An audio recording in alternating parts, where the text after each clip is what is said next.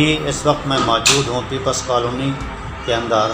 اس وقت میں گلی میں آپ کو دکھا رہا ہوں کہ تاریں وابدہ والوں نے جو میٹر لگائے ہیں کھمبے کے اوپر بے ترتیب سے آ رہے ہیں. میں ترتیب سے آپ کو جہاں سے دکھا رہا ہوں جاتے ہوئے دیکھ لیں کہ تار وہ پیچھے کس طرف جا رہے ہیں. کوئی پتہ نہیں کون سی تار کس کے گھر میں جا رہی ہے اور کوئی پتہ نہیں. اگر یہاں پر کسی کی تار خراب ہو جائے تو اس کو ڈھونڈنا بہت مشکل ہو جائے گا.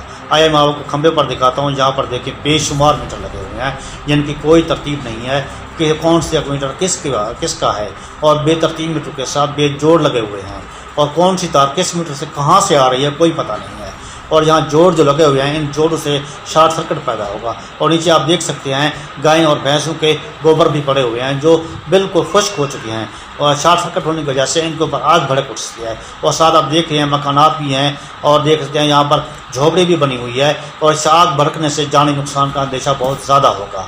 ہم نے وابدہ والوں کو کئی بار اس کے بارے میں کہا اور کالونی والوں نے بھی ان کو کئی بار شکایت کی کہ مہربانی کر کے اس کھمبے کے جو میٹر ہیں ان کو ترتیب سے لگایا جائے مگر وابدہ والوں کے کان میں جوں تک نہیں رینگتی.